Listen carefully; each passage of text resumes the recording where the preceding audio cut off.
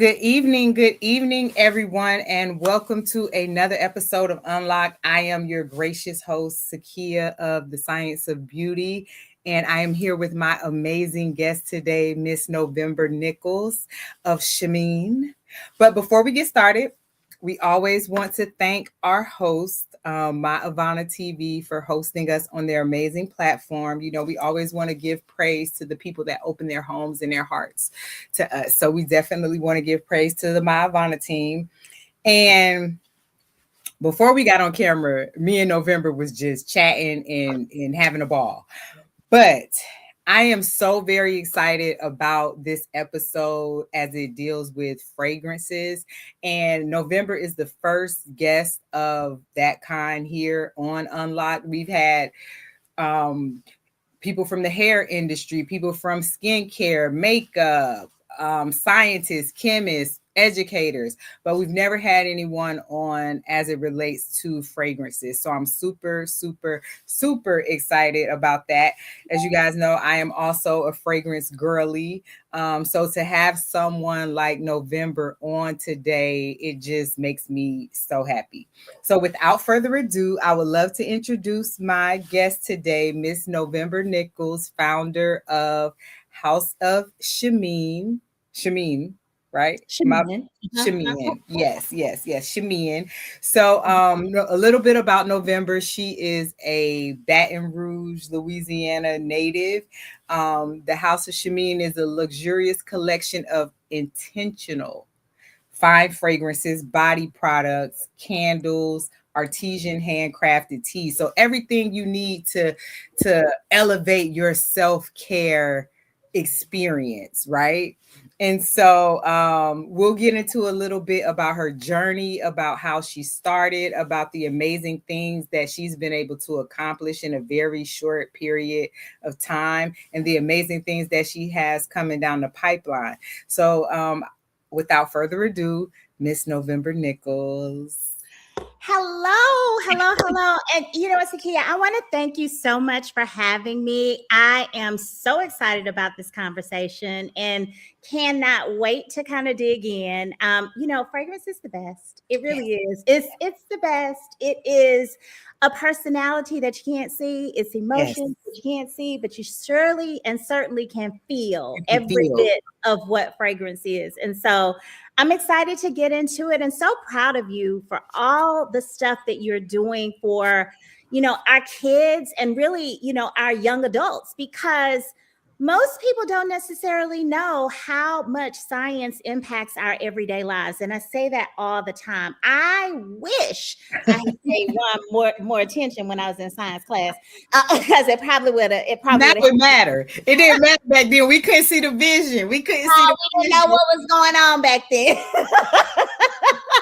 Now you like, dang, I should have been paying attention when they were talking about molecules. Oh my What gosh, was the I chemical thinking? reactions and all that kind of stuff. That would have Right. really helped. Right. It really would have helped me. So I'm so grateful to have you here. November is a former presenter and guest speaker at the Science of Beauty that we held at Spelman a couple of years ago. The girls just enjoyed it, and it was just an amazing experience. And I'm super grateful. I've been watching you, seeing what you've been able to accomplish and the things that you're doing. And let's just get into it.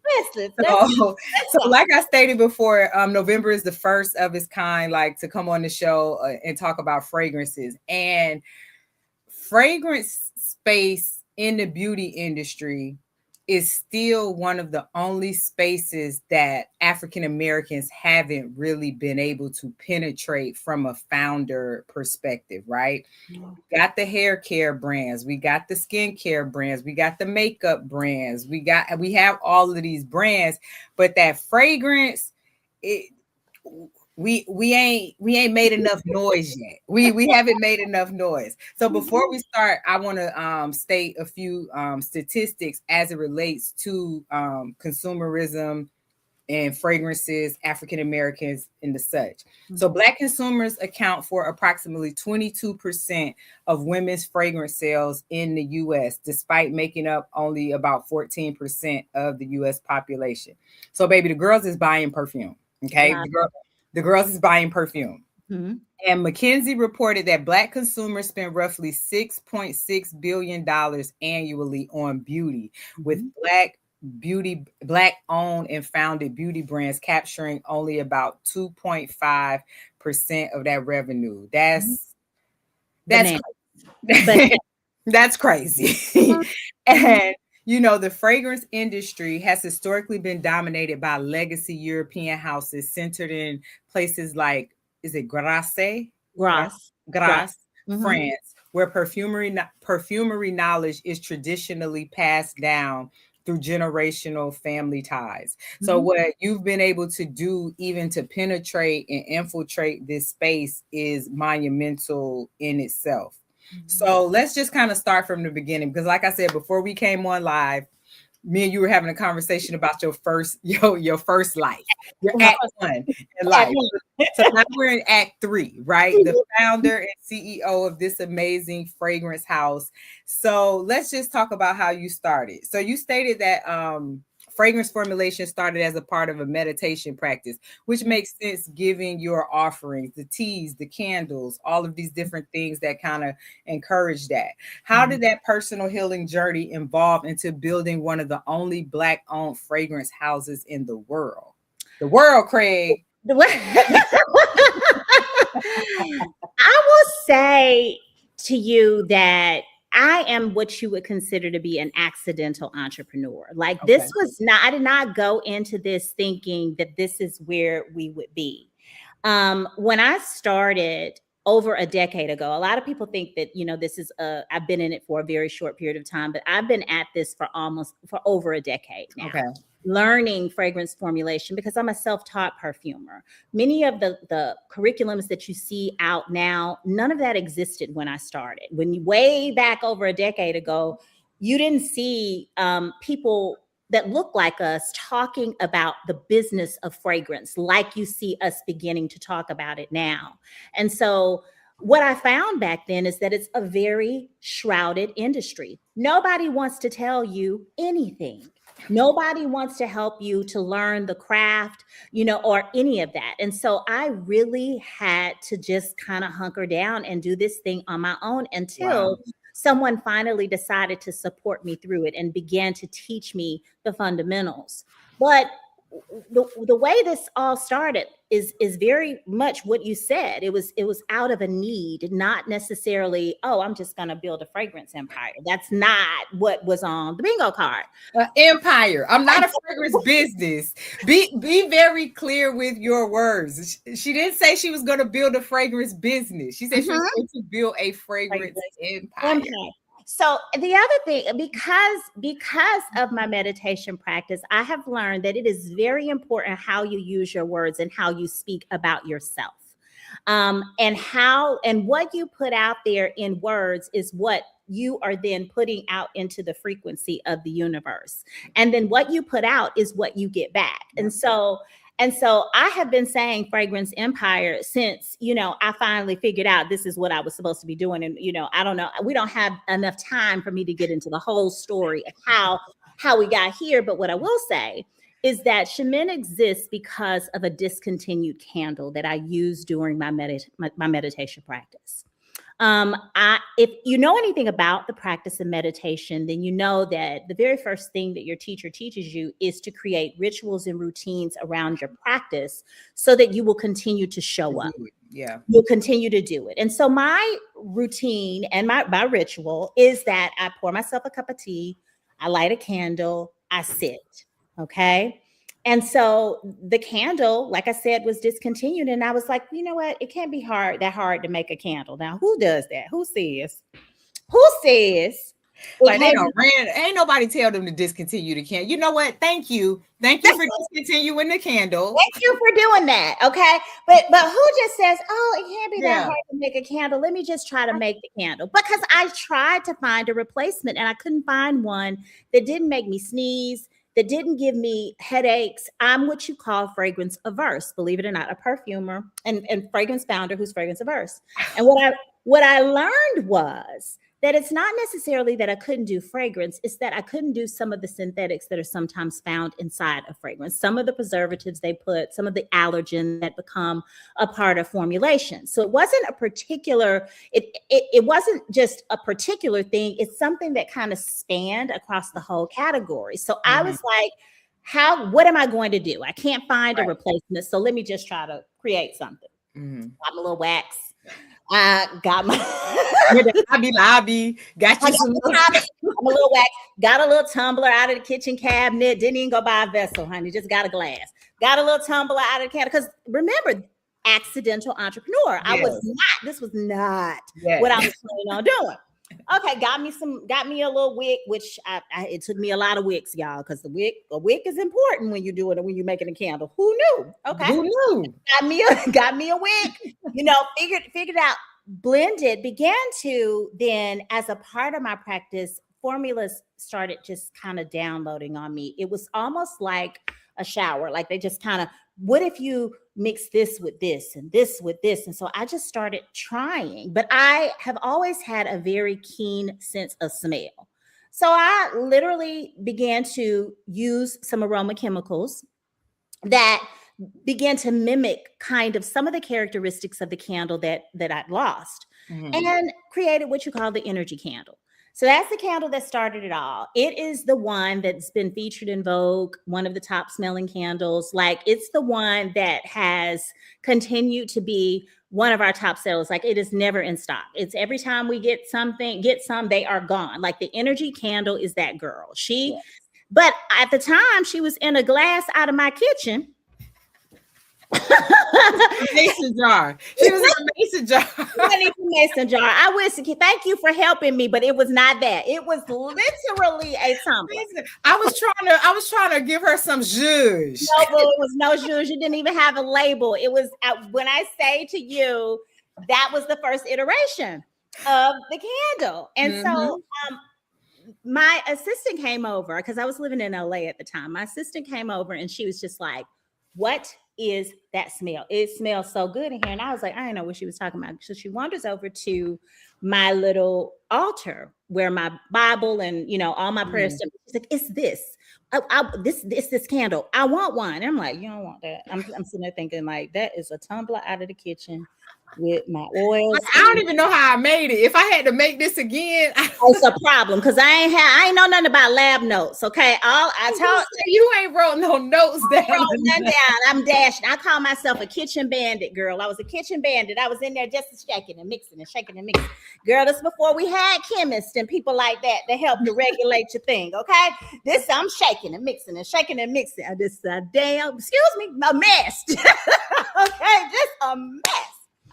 And so I was like, "You don't want that, girl. That's just my meditation candle." She's like, "No, I do." So I started giving the candles away as gifts. I did. I started giving them away as gifts, and they kept asking for them. And I was like, "Y'all gonna have to buy these candles. Y'all got me in here slaving over this double boiler, making y'all candles."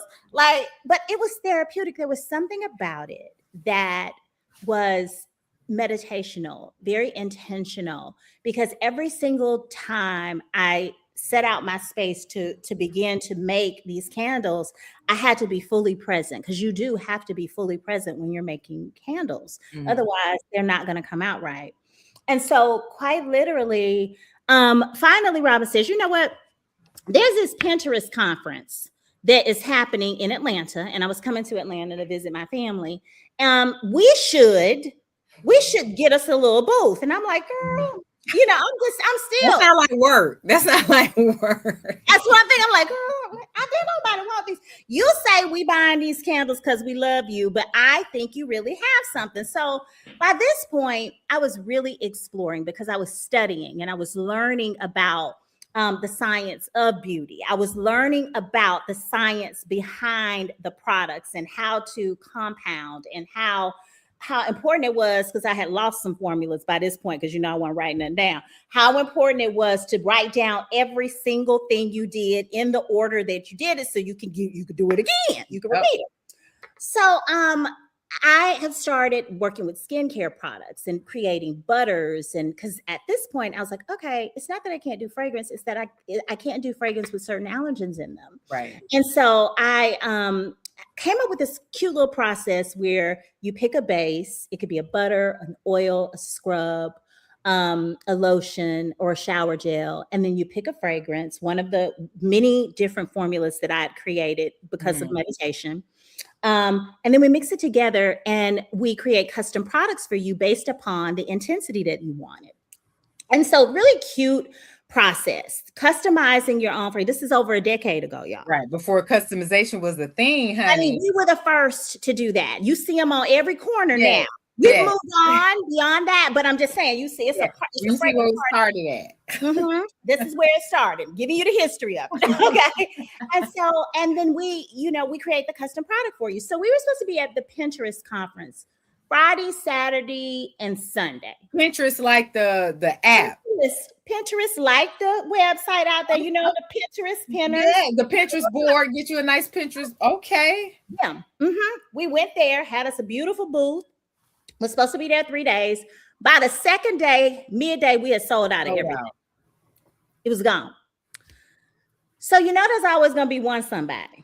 We had Dr. Barbara comes up and she says to me, you know what? I don't really want a scrub or a butter or oil. The company that made my fragrance discontinued it. And I want another fragrance. So familiar?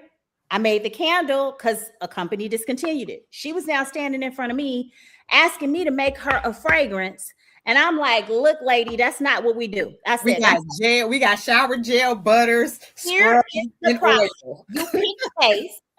You can pick a shower gel, a butter, a lotion, a scrub. You pick, and I had these cute little cards that had the process on it. I said, step 2, you pick the fragrance that you want, and then we put it in here, we mix it together, and that's your product, and you go. She's like, yeah, I know. But oil right there, and you got the fragrances right here, and these smell good. I'm like, look, that is not what we do. The process is, I walk her through the whole process again. She's standing there looking at me, not moving, not saying, okay, not saying, don't worry about it. Stand off. No, just stand off. She's like, I heard you the first 3 times, but I'm not leaving till you make me a fragrance. I could have been bought for about 2 cents. I'm gonna see if I have the bottle. Do I have one of the bottles? I keep the bottles in my studio so I can remember where we came from. Before we get off. Okay. But so literally, I said, I don't have anything to put this in. Like, there's no label. There's like how? She's like, look, when I reorder this, by that point, I want you to have your labels, your bottles, and all of that stuff. Because I saw you write the formula down. Because by this point, I knew you understand how this goes. I understand how this goes. That I got to take notes, lab notes. Okay. So I'm writing she said, I saw you write the formula down. And so I know that when I reorder this, that you'll have all of the stuff. And I was like, she said, so how much is it? I said, it's free. Because I didn't want anybody to know that I made it for her, because I don't need you marketing this as a product. Because this looks crazy. I do not need you saying that we created this for you. I don't need that in my life. Just take it. Just take it. She's like, no, it's not free. Okay, here she go again. It took your time. It took your expertise. It took your products. Do you really think people just up here whipping up fragrances and they actually smell good? On the spot. On the spot. She said, you think this is something that people just do? And I was like, maybe. And she was just like, no, let me answer it for you. No. I said, okay, thank you, Barbara. Her name is Barbara. Shout out to Barbara. Yeah, shout out to Barbara. Shout out to Barbara. Barbara said, I said, thank you, Barbara. And I left because I went to go pack. Because we ain't got nothing else for y'all. All we're gonna do is we're gonna smile and say, hey, it's gone, product's gone. So she goes over to Robin. She's like, I need you to tell November to get bottles and labels because I love this. I really am gonna order this again. And I want you to give her this. So everybody finally leaves the booth. I was like, yo, how do you think? It was Asha and Robin. I was like, how do you think we did? They were like, how do you think we did? She said, we don't have no products left. And Barbara told me to give you this. Barbara had left $100 for that person. Girl, Barbara done slid her. I knew it. When you said she gave it to, baby, I knew she had to slid her. Barbara left $100 for that fragrance. And it was no label. With no label. No label, no bottle. No label, no bottle. I had to go get a tincture. She actually found the tincture in my stuff because she was rummaging through the stuff. when I say to you, it was not until that moment that I realized, ding, ding, ding, wait a minute. This is a whole business. This a whole empire. This a whole empire. At that time, I was thinking it was a business. I said, this is a whole business. Like, this is something I should be doing. Yeah. So right around the same time, the company that I was working for was purchased by a private equity company. Okay. And so I had an opportunity to decide whether I wanted to stay on with the leadership team or whether I wanted to take the package and go and do something else. Mm-hmm. And so I said, you know what? So I took the package. Let me give me a little lump sum. Let me give me a little lump sum of seed money real quick. I took the package and we launched our brand. And we opened our very first little perfume studio about 4 or 5 months later on the Beltline. On the Beltline inside of Paris en Ponce. If you know anything about Atlanta, there was this old historic building called Paris en Ponce, and there were a whole bunch of small artistic businesses inside of there. We created this whole experience where you could actually come in and create custom products for yourselves, from butters to scrubs to teas to all the things.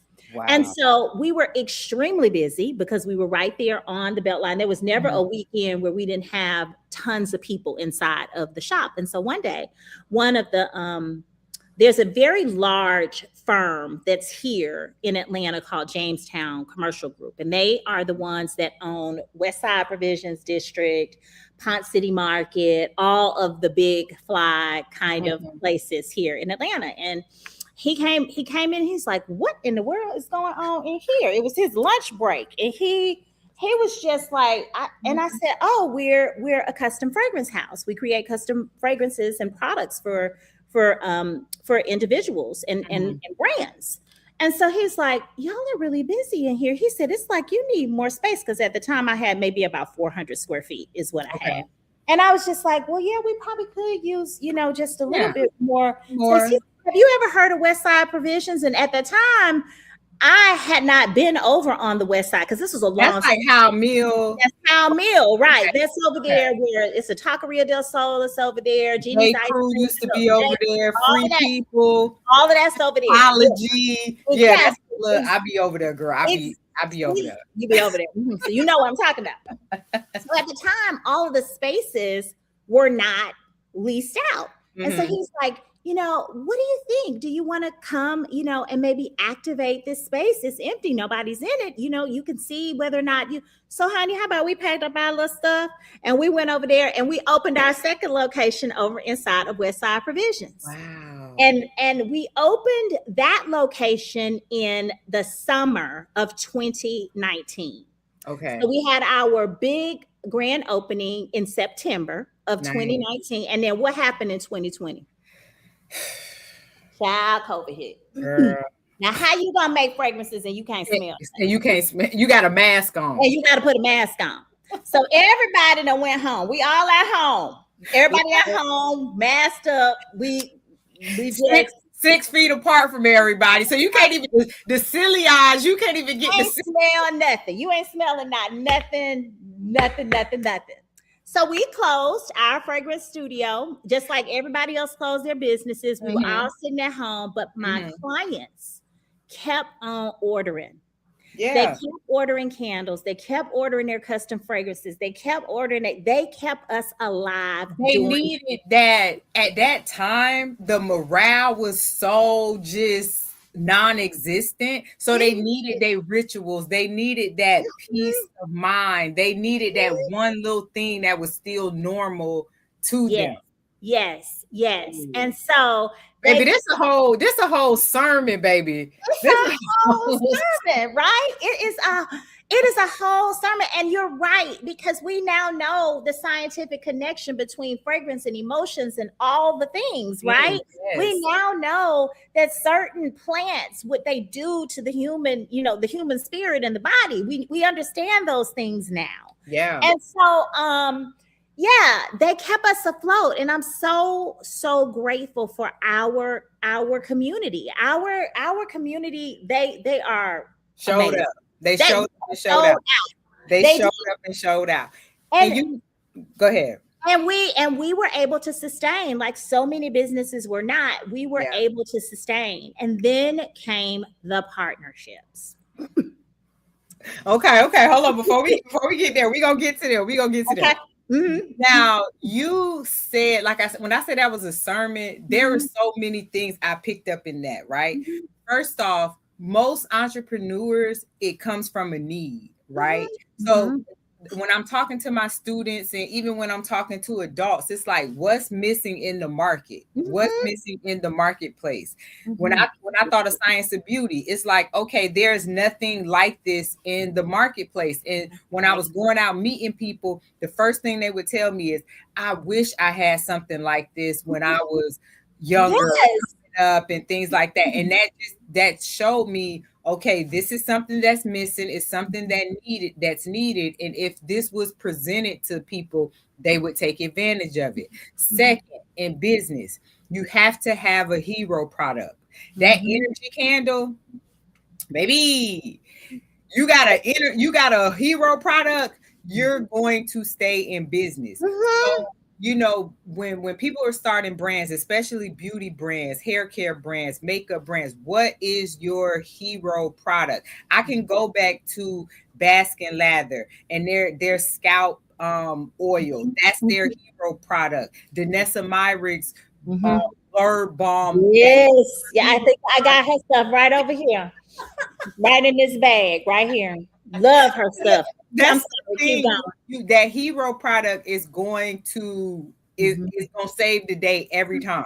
But the main key that I took away from what you just talked about was how the market dictates where you go next, right? You had this ideal, oh, we're going to do a shower gel, we're going to do it this, we're going to do it that. And then the market said, no. You're going to do that in addition to this. And that's what I think a lot of entrepreneurs miss. You can go into it thinking that you want to go this route, but if you really sit back and listen to your customer and listen to your client, they're going to tell you exactly what it is that you need. And it's your job to give that to them. Barbara wasn't going. Barbara wasn't moving. And I say I heard you the first 3 times, but I ain't listening to nothing that you said. I heard you.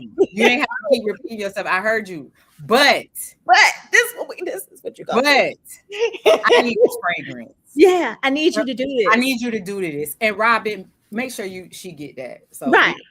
So those were the 3 nuggets that I got out of that. Like, I think every entrepreneur, will say, like, I'm an accidental entrepreneur. I'm an experimental entrepreneur, because nobody sets out, to do these type of things. So that I think that's super important. So we had talked about this a little earlier. The fragrance industry is still heavily dominated by legacy European fragrance houses. Why do you think it has been historically difficult for African Americans to break into fragrance formulation and perfumery? Well, a couple of reasons. One, like I said earlier, it's a very shrouded industry, a heavily shrouded industry, but it is a very lucrative industry. Okay. And it's an expensive industry to get into. That's what I was gonna say. Is it? You got to have coin. You have a coin. You have not more than one coin. You got to have some coins, like a lot of coins, in order to do this fragrance thing well, to do it the right way. And there's so many people who start brands, who start fragrance brands, and they don't necessarily, and I think it's really good intention, but they don't have the resources to really put behind those brands, because it's one thing to create a product and put a product in the market, right? It's a whole nother thing to create a world. An ecosystem. I just gave whoever's listening a whole word. Okay. It's one thing to create a product and bring a product to a market, but it's another thing to create a world. Okay. Because people don't buy products. Nope. They buy people. They buy experiences. They buy inspiration. They buy they buy things. Aspiration. I was about to say they buy inspiration, aspiration. Aspiration. They Yep. buy what it is that they need. Need. And Yep. the need is not just a physical need, sometimes Yeah. it's an emotional need. And so if you are just out here creating products in your whole little vacuum, and you're not, like we talked about earlier, talking to your community, talking to your market, talking to, those that are around, then you're creating an isolation. And 9 times out of 10, that product you create, it might be something you like, but it might not be anything that the market wants and the market needs. So there's a lot of different layers to this thing. Like, you can put out something that smells amazing. I mean, it could be the best product in the world, but if you don't have the engine behind you to push that product out there, then you're going to have a museum of pretty products. Yeah. And I think a lot of times, it gets pretty intimidating because there's big budgets and big dollars that you're operating against. And that is why the world that you're creating around your products is so critically important. And so I think a lot of times, and this is no slight to my brothers and sisters, we don't take the time to think about all the steps necessary in order to truly launch a brand in the market space. Yeah. Yeah. Okay. And then on top of that, where's our stake in the ground? Like, what is it that your brand represents that's different from all these other brands that's out here? Because this is it's becoming quite saturated in the state.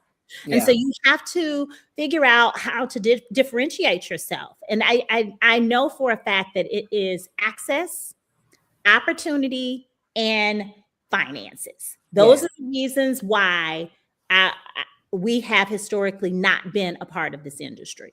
Yeah, no, I remember listening to Wallow. He was on a interview or something, and he said, "It's God, and then it's marketing, like that. That's it. It's God, and then it's marketing. That's because the whole marketing, word. that's it. Because marketing determines every single thing that you do in life: what you eat, what you drink, what you drive." May the best marketer wins, right? Absolutely. And I think that when people launch brands, they don't think about the marketing, they think about the product, right? Like, I have this amazing product. Why isn't anyone buying it? Well, if no one knows about it, if you haven't created a story around it, if you haven't shown a consumer why they need your product as opposed to another one, it's not, like you said, you're going to have a museum of pretty products. And then another thing, we just talked about how in France, this perfumery knowledge is passed down from generation to generation. Like, that's how they're building generational wealth. And they kind of have that locked, like you said, you can't get in. They're not letting you in. We talk about the club. I can't even think of the word that they use. The good old boys club. It's the same concept. Very much so. Very much. You have to protect it, because if they keep the information within themselves, then they'll be self-sufficient. If they give it out to everybody, then they no longer have the competitive advantage. Exactly. And then, like you said, where's our state? Where's a perfumer that came out in the 60s, like a Halston or somebody like that can teach us or can do things like that? So all of the brands that I know that are being ran by African Americans, the Chémins, the Brown Girl Janes, the Octavia Morgans, the what is Jackie Ina's Forevermore. Food. These are first generation perfumers. So you guys are learning, educating, and growing a business simultaneously. So there's a differentiator that I want to point out, though, between Chémin and other brands, because I think sometimes people kind of lump us all together. Okay. And it's okay, because there's a part of us that is just like, any other fragrance brand. But there's also a part of us that is to help others create their own brands. And so we are a house. That is the distinguishing factor. Yes, you called out brands, but a lot of the brands that you spoke of, like the Brown Girl Jane brands, the Octavia Morgan brands, all of those brands, they are partnered with other houses Houses. to help to bring together their fragrance collections. They are brands.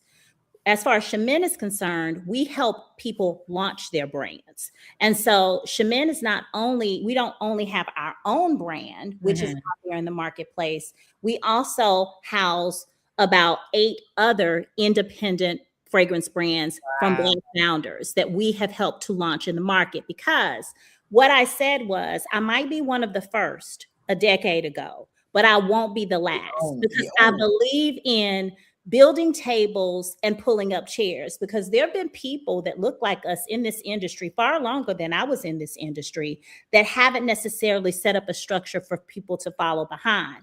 I mean, you know, everybody has their own situations of why they do what they do. I don't get into that. But It ain't our business. It ain't my business. But what is my business is it, and what I've made my business is not to be the only one in the room. And creating structures that allow people to not only launch their brands, but to own their brands. And so we partner with many individuals to launch their brands into market. We recently partnered with Ehi O, who is the founder of Maison Fide. She's doing extremely well out there with her launch of Théa Marrakesh. She has many, many other fragrances that are coming out. But from her ideas in her head to the very first bottle that hit the shelf, that came from our house. Wow. Us incubating her and helping her to really put structure around this idea and getting that first fragrance out there in the market. Accentual Parfums is another house that we launched in this past, 6 months out into the marketplace. This gentleman is an amazing founder. He is out of the Carolinas, and he launched Accentual Parfums with his very first fragrance is Sanctum. Then we did a launch called Amore, which is our most recent launch that launched in March with Adrian Amos and Dr. Ron McDaniel. They're cousins, but they launched Amore as a legacy brand with 2 fragrances out there in the market. And we have about 6 other brands that are in the hopper that are coming out of our house. And this is so important to me that they didn't struggle like I did when I was bringing Chémin to market. When I say there was nobody there to help me. And so we're using the infrastructure and the resources that we created in order to help other people that look like us. And even not just people who look like us, anybody who comes to us that wants to move in this niche space. Now, let me ask you, when you say house, right? The house of Chémin. Now, when you're helping bring a brand to market, we're talking about formulation, we're talking about packaging, we're talking about marketing, we're talking about commercialization, supply chain, all of the things. All of the things. We literally take you from concept in your head to product on the shelf and beyond. Wow. Everything you see on Amore's Instagram page, that's a very new page from the photo shoot. We directed the photo shoot with the founders. Their first 2 campaigns we directed. All of that we help them to put together to launch in the market. So we don't leave our founders unless they want to go, and we don't hold them either. If they want to go, they can go. But if they want to stay, we nurture and we continue to support them on their journey, because I understand how hard it is to launch a brand out there in the market and then not necessarily know what the next step is. The next step is, yes. Exactly. So that's exactly, and many people don't know that about us, which is why I'm glad I'm glad you said that, because it really is the differentiator between us. And I was that's a big that's your own category, right? Our own category. You're definitely in your own category. That's amazing. And like you said, when you don't want to be the only and the last, right? And it's no need for you to go through all of what you went through and all the experience and all the ups, the downs, the pitfalls, and learning it on your own. You know how that felt, right? And take it to the grave. What benefit will that? I don't want my legacy to be one where it dies with me. Yes. But I hope, and I know from the founders that I've worked with how special the relationship is between me and them. Because Yes. literally this has been a life's dream, like for them to bring this to market, and then now for them to see their products out there in the marketplace, beautiful products out there in the marketplace. It's like it is a dream come true. Wow. And we use our resources to help to make that happen for them. But it's a journey. It's a process that takes anywhere from 18 to 24 months. And a lot of people think that we just, I'm just going to launch this. And a lot of people go the private label route, which I'm not a private label girl. I don't believe that you should be launching a luxury collection with fragrances that other people are launching under their brand. You need to own your own. You need to have your own formulation.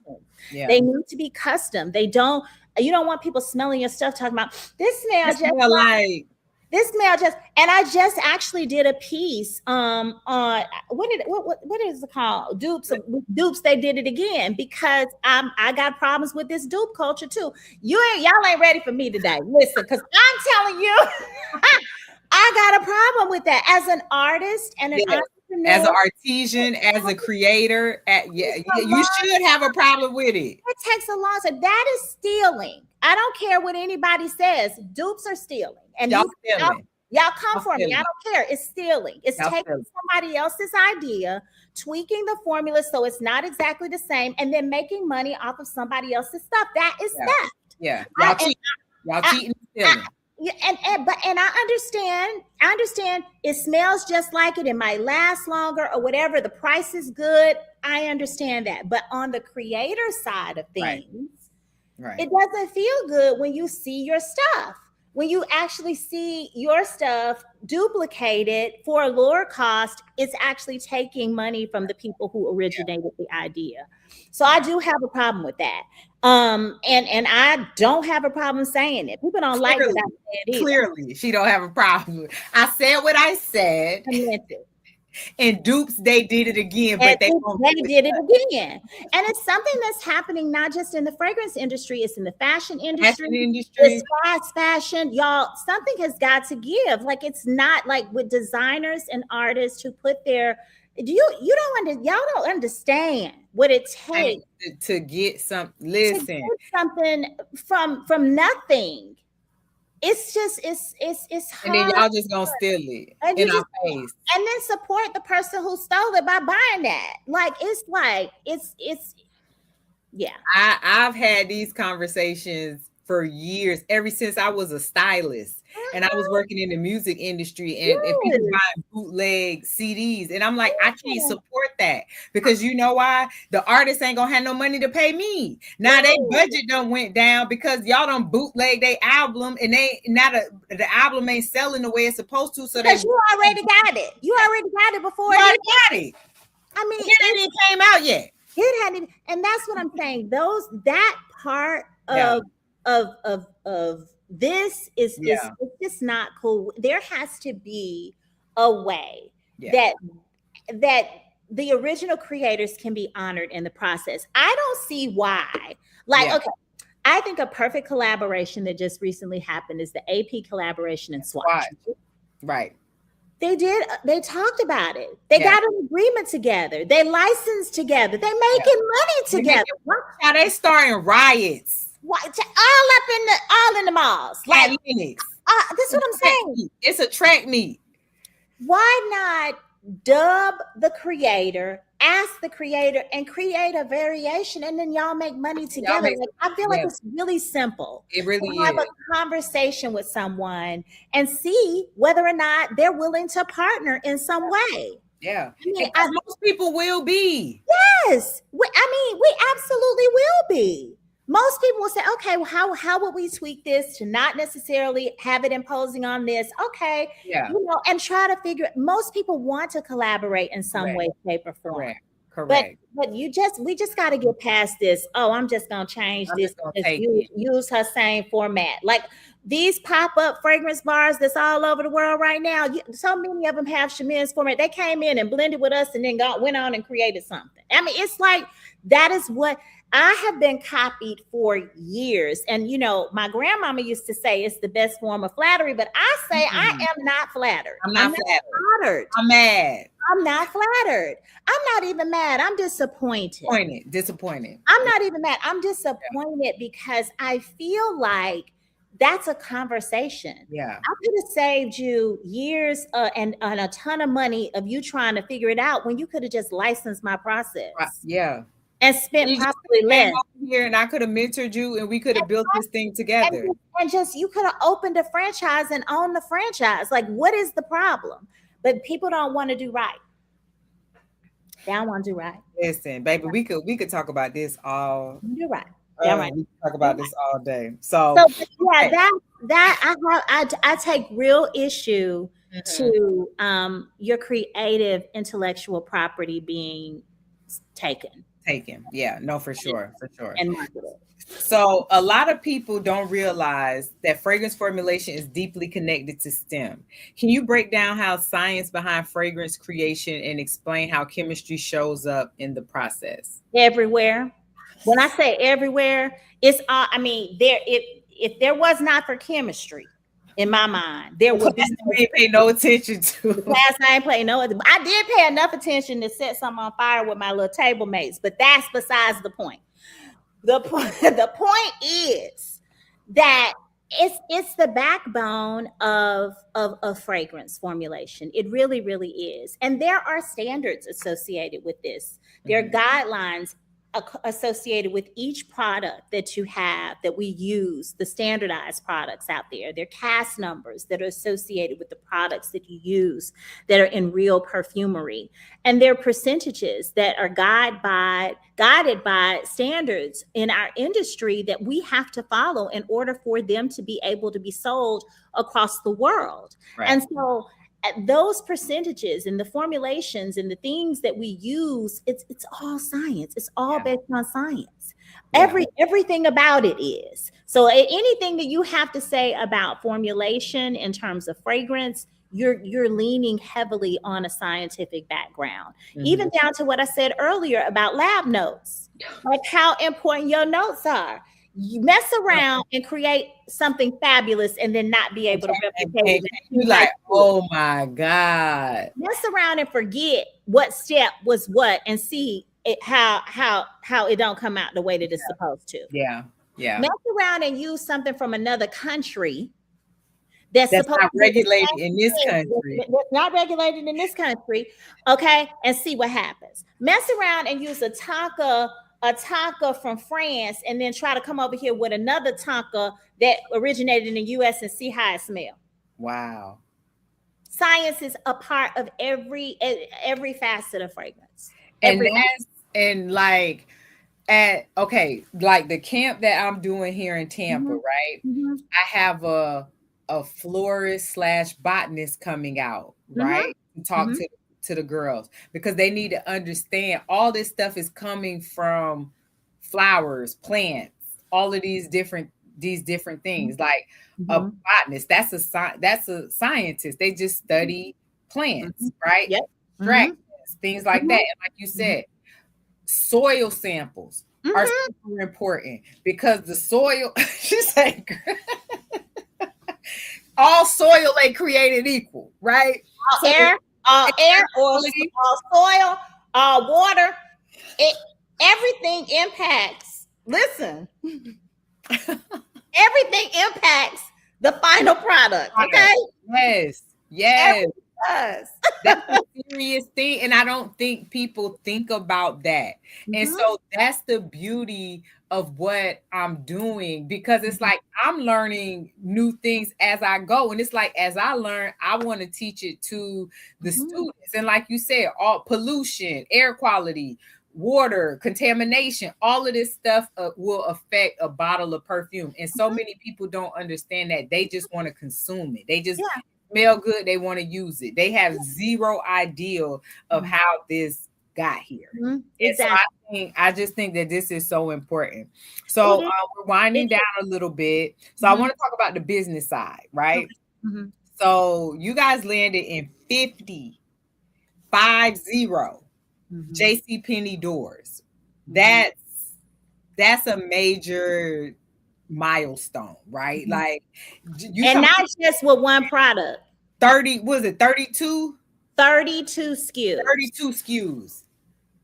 Baby, 32 SKUs is insane. And you talk about a legacy brand. JCPenney's is a legacy brand. Mhm. I mean, I Mhm. remember shopping out of JCPenney catalogs, right? And Yes. if I'm not mistaken, I remember you telling me the story of how you got Mhm. that. Mhm. I want to say that you said you were speaking at like a round table kind of, I don't, not campfire. It was a round It was a table fireside chat. fireside chat. I was helping somebody else. I'm about to call it a campfire, a I heard. fireside chat. And you were talking, and was it a buyer from JCPenney's that was there? Let me tell you something. I was helping someone else launch their brand, is what I was doing. I had just come back from vacation, and I'm a member of the Lola, which is a women's organization here, and there's a beautiful facility over off of North. And this, I call her my business bestie now. Aisha was launching Bossy Cosmetics in all of the JCP locations across the country. And Mhm. so we weren't really familiar with her here. And so they dubbed me to be the host of the fireside chat that was happening at our facility. Well, when she came, she brought all of the people from JCPenney with her. The VP was there, the head buyer was there, their head of communications was there. And we were just talking, just like you and I were. It was a whole launch, and I was asking her questions about how she launched her brand and all that kind of stuff.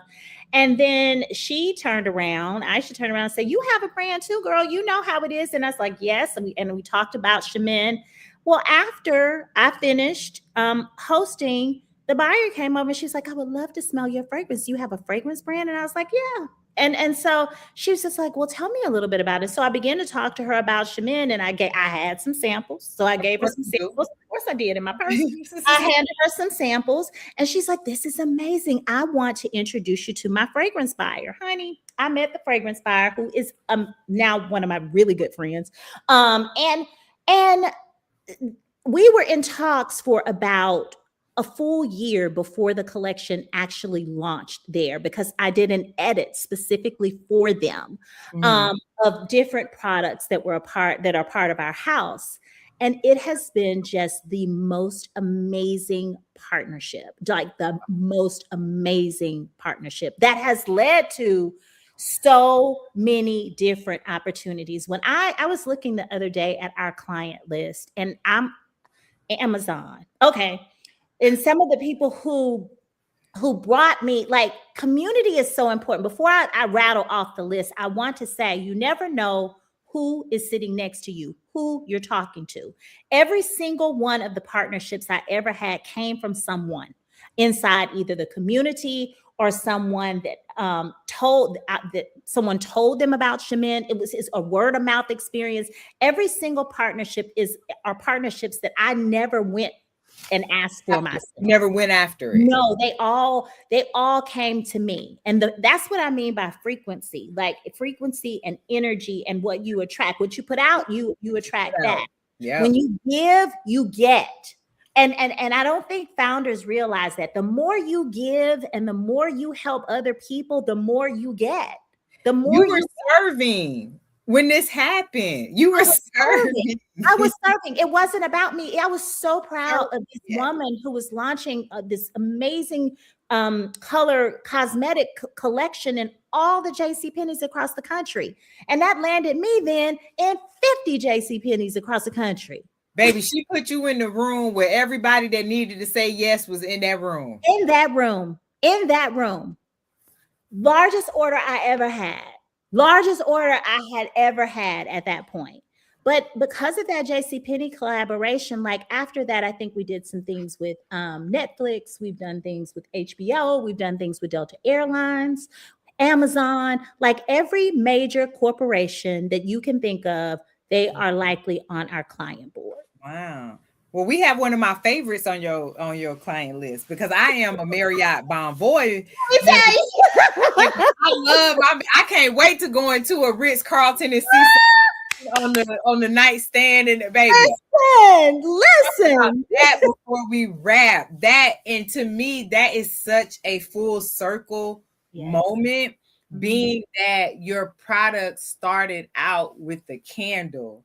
And now you've just done a partnership with Marriott, one of the biggest hospitality groups in the world, hotel chains in the world. Tell us a little bit about that partnership and how that came about and what it actually entails. What won't he do it? That's all. Every time he gonna do it every time and twice. He's gonna do it twice on Sundays. Girl.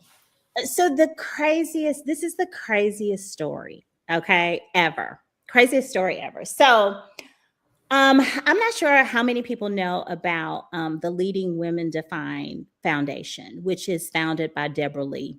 Deborah Lee was once the CEO and chairman of the board for BET. Okay.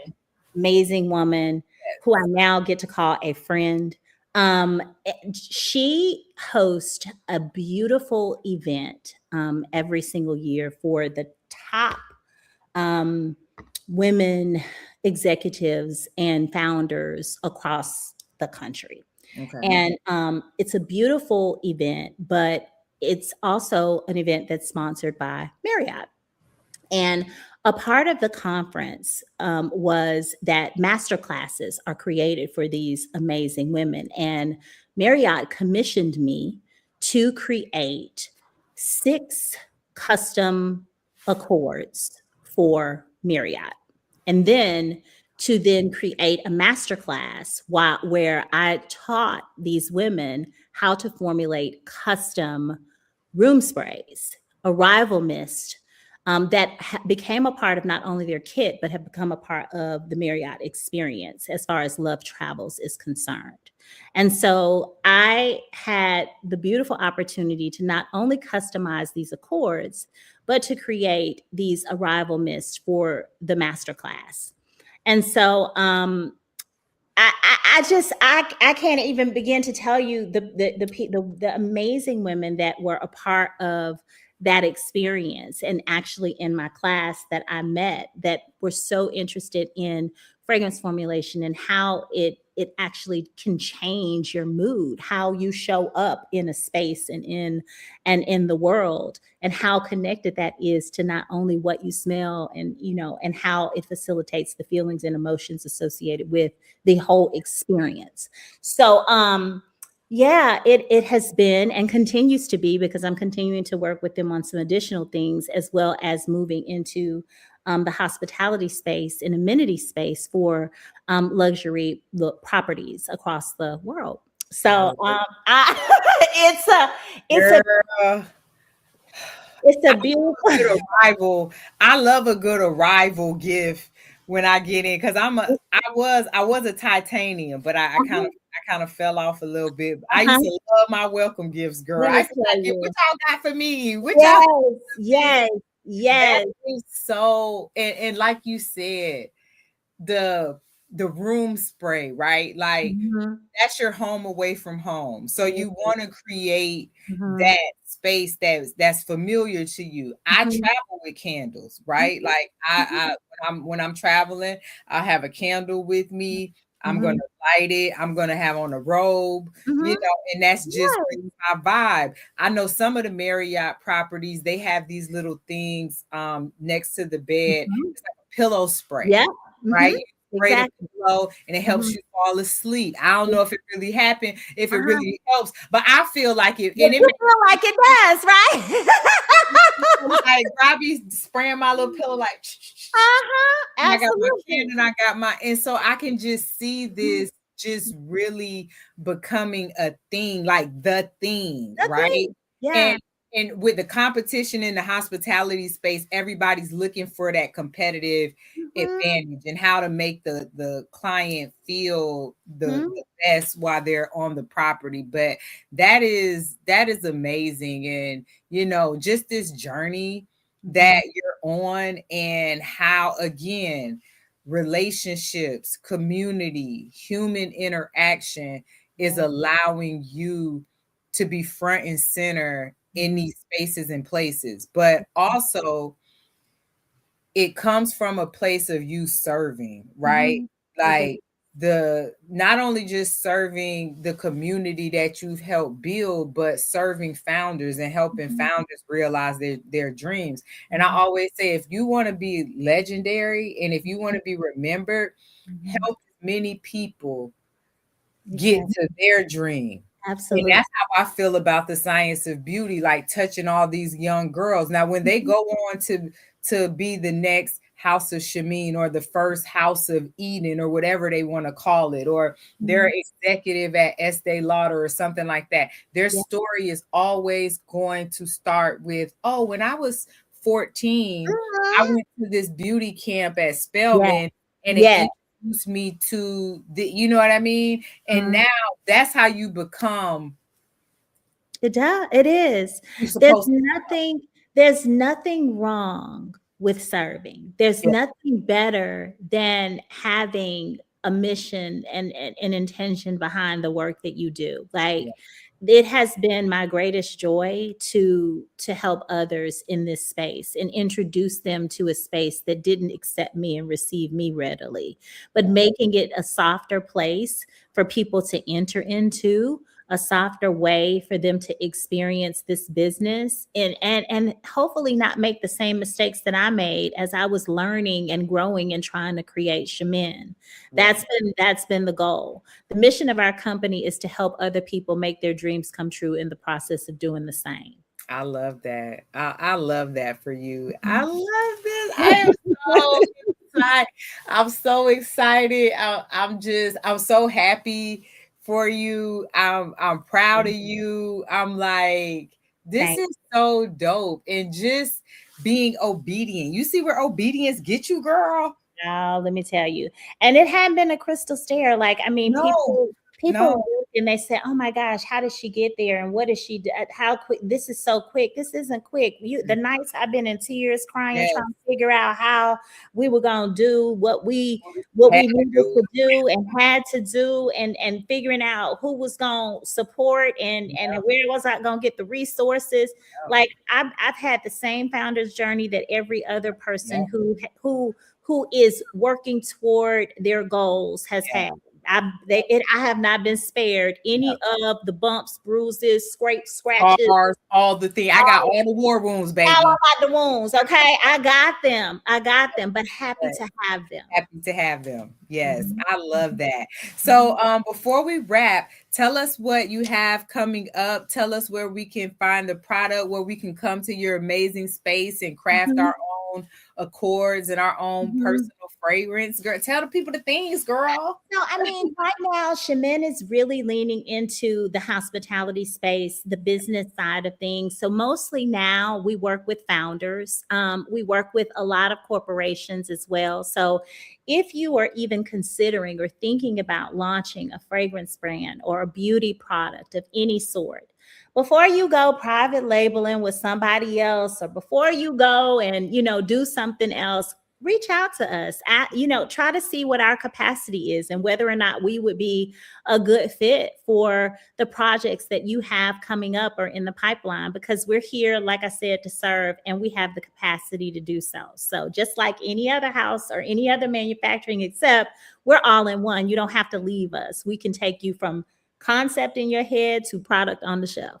Listen, we love that. And where can we find you guys at? Your socials, website? You can find us online at masonchemin.com or at masonchemin on Instagram. We spend a lot of time there. I spend a lot of time now on LinkedIn. I'm back, girl. You're one of my first people to like, hey, girl, welcome back. Welcome back, girl. Is that November? I'm back on LinkedIn. Child. Okay. I'm over there. And sometimes I'm on IG, not as much. We haven't really been spending a lot of time there, but yeah, just reach out to us. We're here to serve. We're here to Nice. serve and excited to hear about all the projects y'all have going on. I love that. Yeah. So we're getting ready to kick off our Science of Beauty summer. We're starting here in Tampa. Huh? June 1st through 5th, we'll be in Tampa. June 15th through the 17th, we'll be at Tuskegee. June 29th through July 3rd, we'll be at Xavier. And then July 20th through the 24th, we'll be at NCAT in All Greensboro. right. Look at that. Yes, I'm so excited. We moving, we shaking, we growing, we expanding. Like I said, this summer, there's a lot of focus on fragrances. And so just to be able to have this conversation with you and get this information to our community has been a blessing. Again, thank you so much for sitting down and chatting with us, and much, much success to you guys. I know it's going to be amazing. I know it's going to be colossal. Everything that you guys are doing, because you're doing it with intentionality and you're doing it from a place of love. So you can't lose when you move like that. Won't lose when you go that way. Won't lose. Well, I'm so Well, proud of you, and I'm so thankful for you having me on. And I wish anybody and everybody that's watching just peace, just thank peace you. and Thank you. happiness and love. Now I told you I wasn't gonna stalk you aggressively. I'm gonna be on you. Just give me a minute. Just give me a minute. But thank you guys so much for joining us tonight. Thank you for the team at My Ivana for hosting us. And we will see you next time on the next episode of Unlocked. You guys have a great evening. Good night. Bye.